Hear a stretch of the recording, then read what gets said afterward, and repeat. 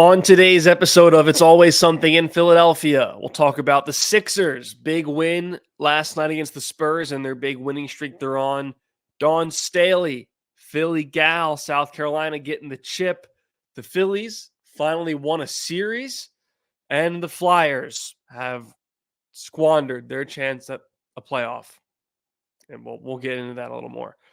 Starting with the Sixers, really incredible, awesome win Sunday night over the Spurs, 133-126, double overtime, no Joel Embiid, no Tobias Harris, no Kyle Lowry, so sort of a bare bones crew for the Sixers, and of course still no Covington and no Melton. And they've won their first couple games with Embiid back, which you hoped/expected for, coming off the back-to-back after blowing out the Grizzlies. Embiid only played like 20 minutes in that game, but still, they were not going to play him in this back-to-back no matter what, so he didn't play. And just a really, really big win. The Sixers, they got out to a quick start and had a lead in the first quarter. Second quarter was all Spurs. Sixers could not hit a shot. Everything seemed off. Wemby was doing Wemby things. Victor Wembanyama, I mean, I don't watch the Spurs all the time. I obviously see his highlights and his clips when they come out, but watching him for a full game, he's going to be so good, man. He's just going to be so good. He's such a presence defensively. He's hitting like casual, like walk up or step back threes. Like he's insane. The Spurs, once they get some stars around him, some other pieces, and he just gets older and better, more experienced, they're going to be really good. But so they had their second quarter where they went off, then Sixers were trailing pretty much the whole game and were just trying to claw back and would get within 3 and then back to 5 and maybe 10 or whatever it is, and just couldn't mount that comeback. And then in the last, minutes of the fourth quarter, Maxey taking over, just getting buckets, getting to the free throw line, and just making plays happen. In those final seconds, he gets doubled, and then he finds Nico Batum, game-tying 3, then eventually, or go ahead 3, and then the Spurs, they hit a 3 to take the lead, get a 2-point lead, and then Maxey on the inbounds pass from Batum, literally like a perfectly drawn play. Like, shout out to Nick Nurse, not single-handedly, obviously, but being his coaching, IQ and acumen wins this game where lesser coaches, cough, cough, Doc Rivers, lose this game. And so his coaching ability, drawing up that play that he did to have Maxey start in the backcourt on the inbounds and then wait and then pressure and run all the way up, cut to the basket. Batum with a perfect feed, like he's throwing a ball to a slot receiver over the middle. Maxey lays it in with just enough time, points, however many seconds left to tie it up and send the game into overtime. Just phenomenal, incredible late game execution that I'm not used to seeing from these Sixers super consistently. Obviously not used to it in the Doc Rivers team. Didn't see a lot of it in the Brett Brown team. So again, so much credit to Nick Nurse and his composure and what he's able to draw and dial up in these situations. But then obviously credit to Tyrese Maxey, who is hitting big shots, who's putting the team on his back. And then credit to Nico Batum, who has always sort of been that adult in the room on this team since he's come over in that trade. He's that guy he's a terrific inbounds passer. When you need a big 3 and he's open, he's going to hit it. He's going to make the right play. He's just a guy that makes the right plays. He was doing his best to guard Wemby late in the game. I mean, just being disruptive. He's everything you want in a role player. He's like the epitome of the perfect role player, doing his role, being a vet, being experienced, getting big shots, getting guys open with great entry passes. Just he was phenomenal. And then first overtime, similar, type of thing. Batum was great. Maxey putting the team on his back, doing great things. And Ricky Council having a great game. He came clutch in the second overtime where he had this just crazy passes. He had the one where he had Wemby in a 2-on-1 and he started to drive and then had a nice bounce pass to KJ Martin for the flush. And then he had the play of the night for him where he went up and I think he had Wemby on him and another defender on him and he went to drive and he hit like a lefty wraparound pass to Batum who hits the 3. I mean, just insane. An awesome, awesome game for those guys. Tyrese Maxey, went for 52 points. Career high for him. Just incredible to see what we've seen him do without Embiid for most of the season now is just put the team on his back offensively. But what was cool about this one is he wasn't really playing well. Like his shot wasn't really falling, but he just kept making the right play at the right time. And he didn't, divulge away from himself, right? He didn't defer to anyone because there's no one else really to defer to offensively. So this is a really cool thing for him, leadership wise and production wise, to say, hey, it's not falling, but here we are late in the game with a chance to, win or tie and go to overtime. And I'm going to put the team on my back and I'm going to make it happen. Really nice to see from Maxey. It was cool too. So it was in San Antonio, which is in Texas. Maxey's from Texas, not San Antonio, but still from the state of Texas. So his parents and I think his grandparents, at least his grandma, were at the game. That added a little extra motivation for him. You always want to perform when your parents are watching, especially when they, can't travel and watch every game. So that was really, really fun to see him kind of go off for his family and get the win. It was a win that the later it went and the longer it went into, crunch time in the fourth quarter, first overtime, second overtime, I was like, man, if they don't get this win, God, this is a crushing loss, especially for where they're trying to be in the standings right now as the season ends. That would have been crushing. But it's just a really great win. Kelly Oubre was fantastic again. He's had a couple moments where his shot's not falling, but just still so willing to go and attack the basket, going right at Wemby, at whoever, Zach Collins, whoever it is, and just with the nice sort of English or finger rolls and just really nice soft touch around the rim. So doing a really good job there. Oubre was great.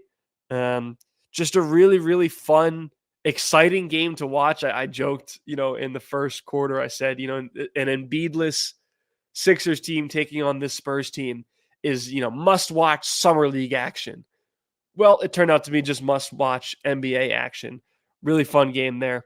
And a huge win. And I'll tell you why. Because of where the Sixers sit in the standings and where they want to be and what they have left. So right now, with that win, that puts them at the 7 seed, a half game ahead of the Heat. Heat lost to the Pacers same night. So they're now a half game ahead of the Heat, who the Heat have one more game than the Sixers left to play in the season. And they're one full game behind the Pacers. So the Pacers and Sixers have 3 games left. The Heat have 4 games left.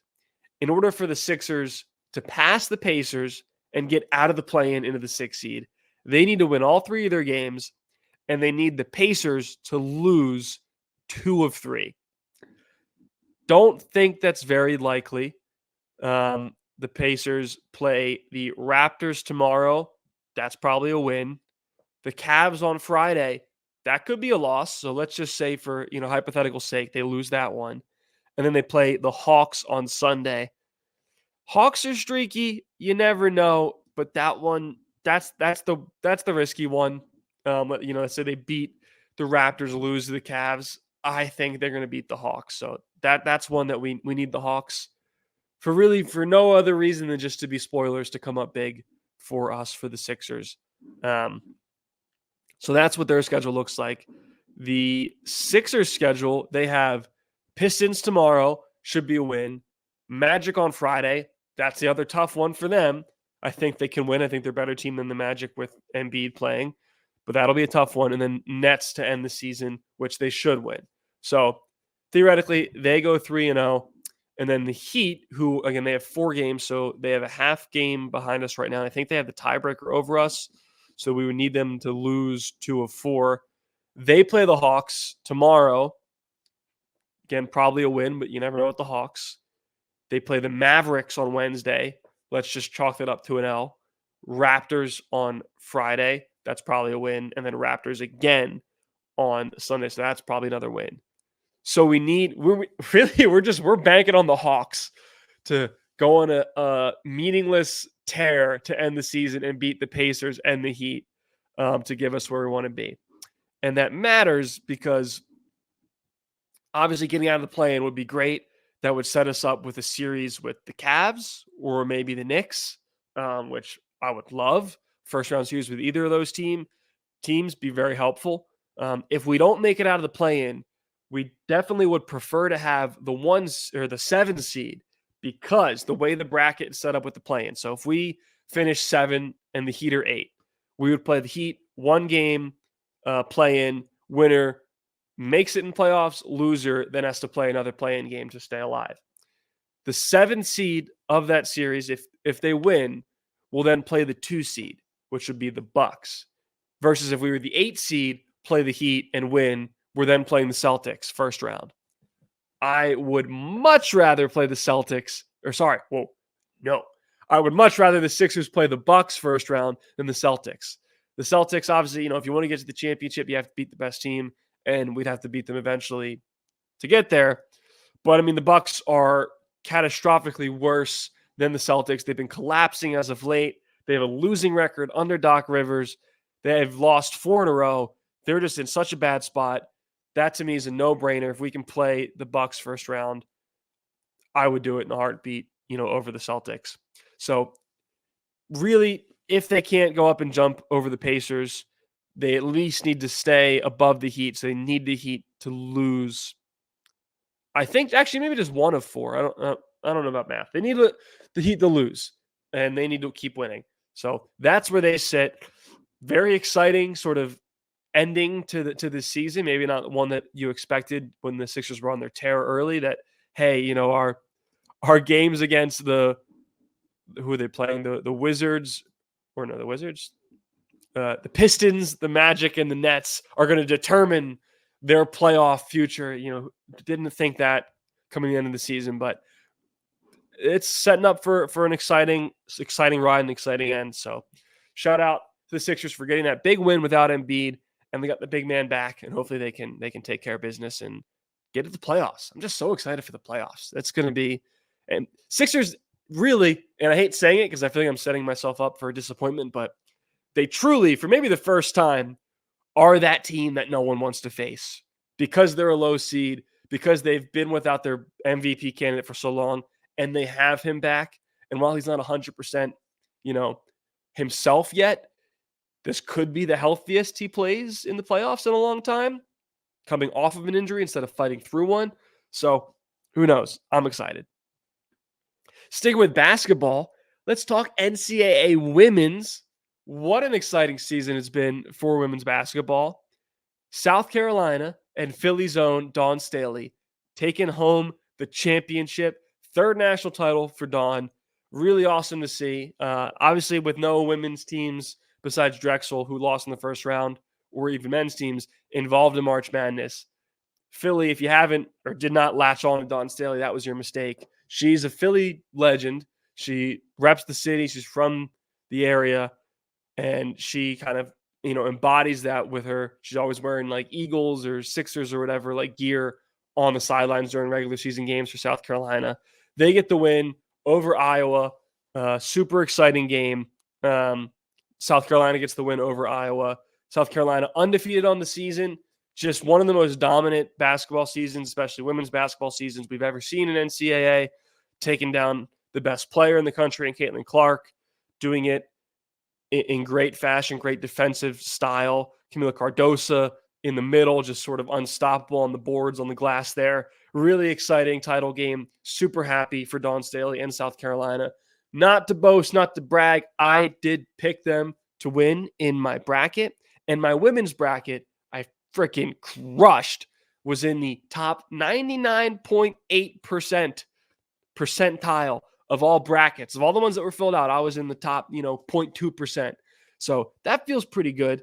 Granted, as I mentioned on a previous podcast, that the women's bracket, there's less upsets. It's a lot easier to predict than the men's. That happens.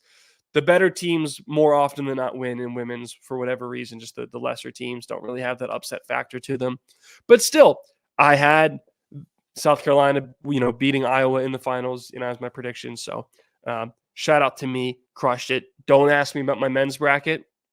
Just don't even ask. It's not good. It's bad. But I know ball when it comes to women's ball. And finally, just shout out to Caitlin Clark and what she did, for women's basketball, for the game, for women's sports this season. She's so captivating. She's so fun to watch. I love her chippiness and the way she trash talks. If you are offended by that, grow the hell up. Oh my God, it's sports. Like, every athlete you've ever watched is like kind of a dick on the court, and that's just like sports. So like, grow up. she's brought so many viewers, so many numbers. They set records for the semifinal and other games for viewership, like 14.4 million, more than like every playoffs besides football of the past year in every professional sport. So she's changing the game. Super funny to see all these old heads, like WNBA old heads, just give her so much shit. Like, oh yeah, she's great, but like she's gonna have a lot coming to her when she comes to the league. Oh, she didn't really set the scoring record because it was different in my day. And oh well, they're great, but like players 15 years ago, they were the true goats. I love it. I love it. That's what you need. Would it really be, American basketball if the old heads weren't saying back in my day it was better, or really just American sports? That's the way it's meant to be. Let your old heads talk shit and let Caitlin Clark get drafted number 1 in the WNBA and take the league by storm and take this league to new heights. So let them do their thing. It's awesome. But shout out to Caitlin Clark. She's a baller. And I'll be honest, like I haven't been a WNBA fan, really ever. I've been waiting on a Philly team to come in. And if there is a Philly team, which there should be, because Philly be great sports town, is a great sports town, be a great town for WNBA. I've been sort of waiting for that to get interested, because I need a team to root for. I'm not really like I just watch a league for a league. Like I need my team, and then I can get invested with the league stories. But because of Caitlin Clark, because of Camila Cardosa, Angel Reese, like I'm probably going to start watching the WNBA a lot more this season, just because I know a lot of the star players now. I'm still pulling for a Philly team. I love a Portland team as well. They're expanded to like the Bay Area this year, which like whatever. Philly and Portland deserve it, I think, as much as anyone. So once that happens, then I'll be like all in, crazed fan, depressed, annoying, the usual bit for Philly sports. But definitely they're pulling me in as a WNBA fan this year, just with all the stars coming in. So I'm excited. All right, let's talk Phillies, because we have to. They don't have to, but, we love to. They won a series. Let's go, Phils. Woo, World Series back on. Took 2 or 3 back in D.C. Couple nice games. They looked sloppy in their loss on Sunday to not sweep. But they got a series win. Harper, he's back to himself, hitting over 300. JT, really awesome moment in the second game of the series where they intentionally walked Harper. And then JT came up and hit a 3-run home run right after. That's crucial.